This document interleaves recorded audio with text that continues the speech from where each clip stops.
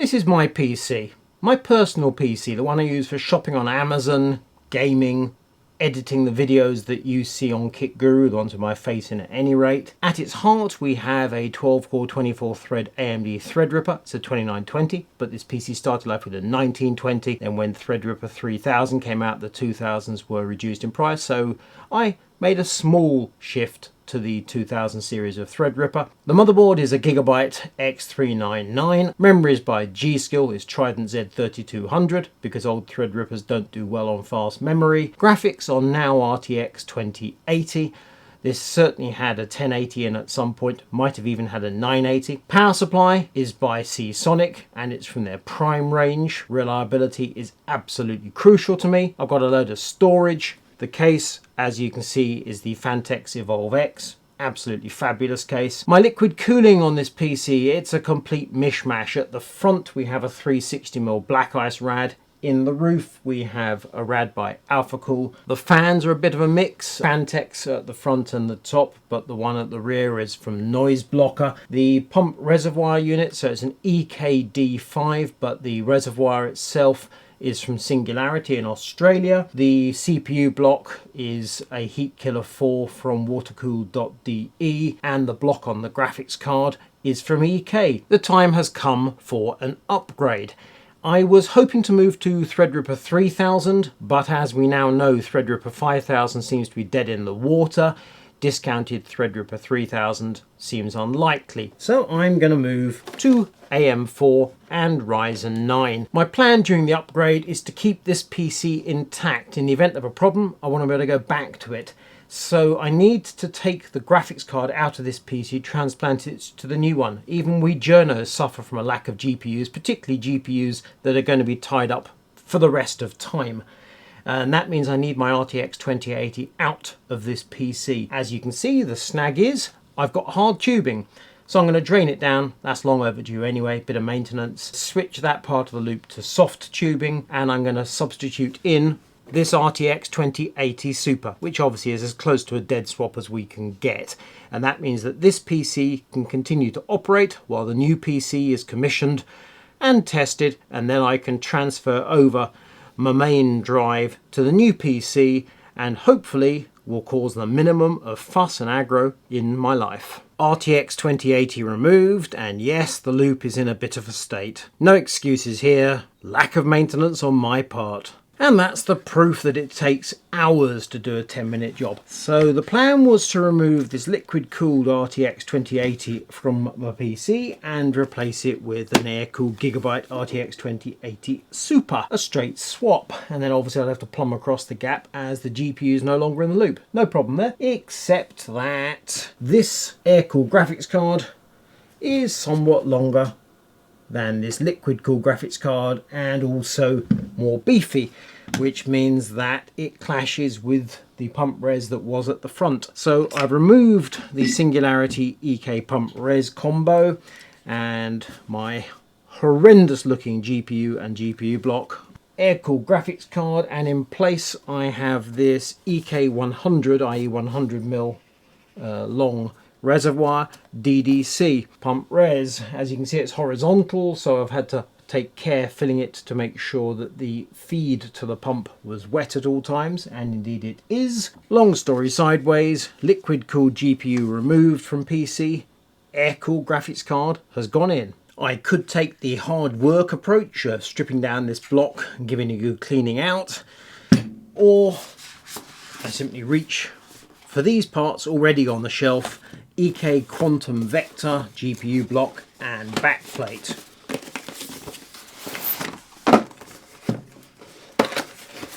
Yep, that's what it should look like. Clean and fresh and lovely. So off with this and on with this. It seems to me the block that I've mucked up already is in fact a Quantum Vector, so it'd be more accurate to say replacing with another Quantum Vector. And we separate the block and graphics card, which once you take off this nasty, nasty mess, looks absolutely pristine.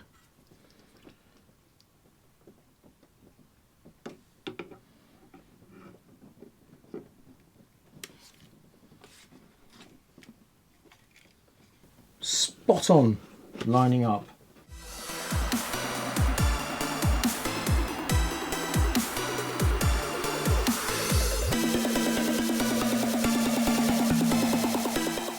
The new block looks exactly as we'd expect. I could have chosen this shiny new backplate, but I've decided to stick with the original black backplate. So there we are, graphics card ready for installation.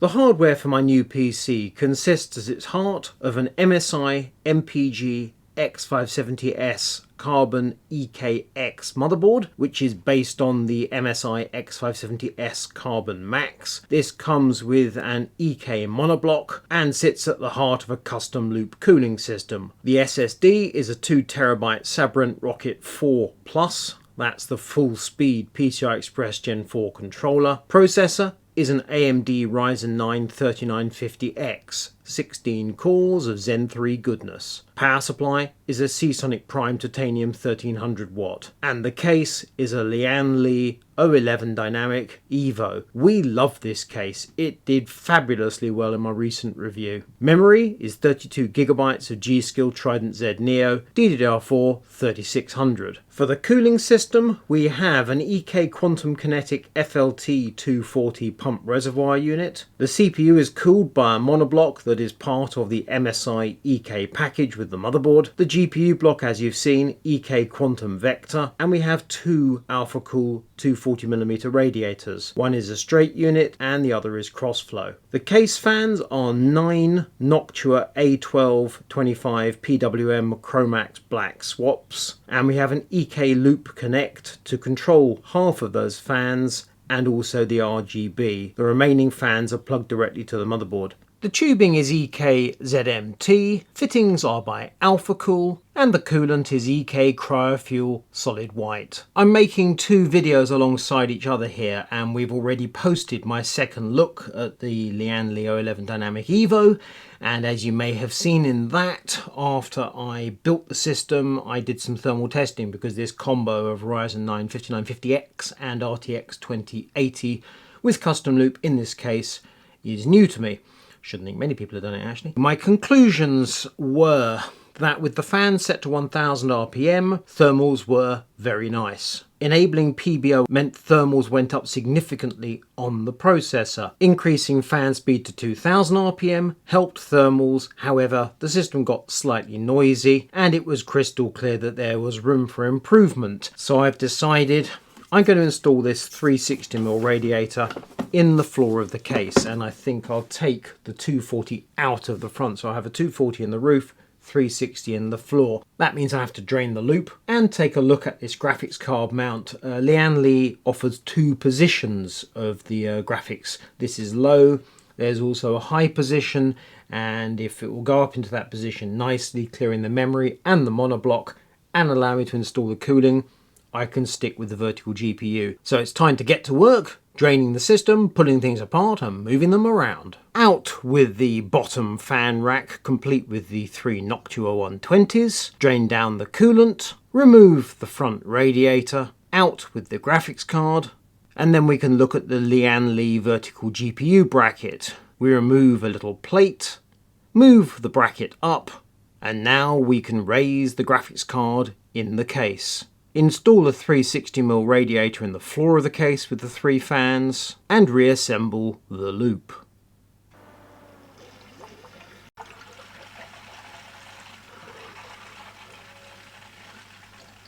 That's the PC finished, and I think it looks really smart. I'm happy. Naturally, I want to know whether moving the radiator to the floor of the case has helped thermals, and if so, by how much. So I've done some thermal testing by running Cinebench R23 and TimeSpy stress tests simultaneously. So both the CPU and the GPU are getting a proper workout. I want to stress the whole system, and of course I had the glass panel installed during thermal testing. I ran the fans at 4 speeds. Remember, that's 10 Noctua 120mm Chromax black swap fans. So I've run them at 2000 RPM, which sounded like this. Then at 1750 RPM.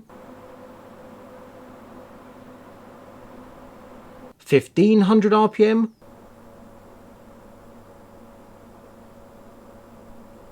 and finally at 1000 RPM.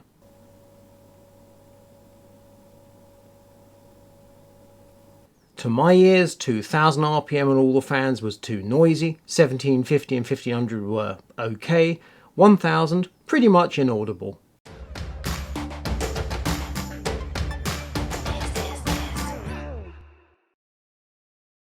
For the first set of test runs I left PBO off, so my Ryzen 9 5950X was running at 4.0 GHz all cores, system power draw at the wall socket under load 460 or 465 watts. The temperatures I'm showing you are deltas because I'm going to show you some other historic data mixed in a moment. The actual CPU temperatures are in the range of 57 to 66 degrees, but these are deltas. GPU temperatures are slightly closer range, 45 to 52. With the fans running at 2000 RPM, you can see that temperatures are icy cool. And then as we slow the fans first to 1750, temperatures tick up by 3 degrees. Slowing the fans further to 1500 RPM makes no difference, although margin of error actually shows the GPU running 1 degree cooler. And slowing the fans further to 1000 RPM, both the CPU and the GPU get significantly warmer.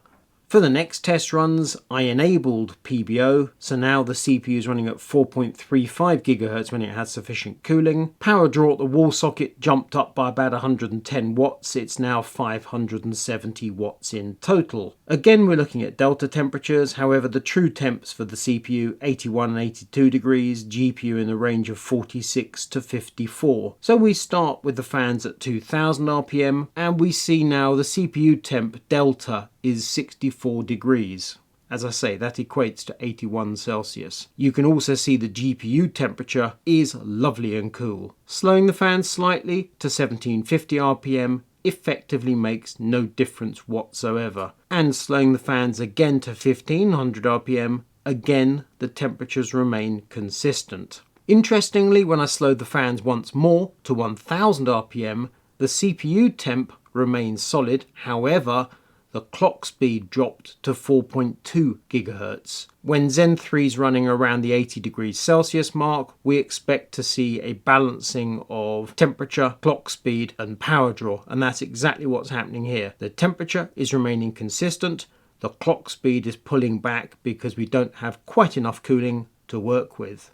And now let's add in that historic data I mentioned. So we're going to look back at the dual 240mm radiators versus the 360 and 240mm combo. So first we have the auto setting, CPU running at 4.0 GHz. Certainly the results look very good for the dual 240s. There's no disadvantage to the two small radiators. With PBO enabled, so the power draw leaps up by 110 watts for the CPU, the two 240mm radiators and the 360 and 240mm combo, with the fans running at 1000 RPM, there is absolutely nothing to separate the two systems. In my original review of the O11 Dynamic Evo, I said the build was suffering from a lack of radiator area. These figures demonstrate this is not the case. Two 240s on this system, absolutely fine. So that's it. The hardware of my new PC is complete. I need to clone my existing main SSD because I'm not going to transfer an SSD from one PC to another and potentially risk trouble. And then I need to move over my storage drives. But the hard work is finished. I'm a happy man. Bye bye Threadripper and hello Ryzen 9.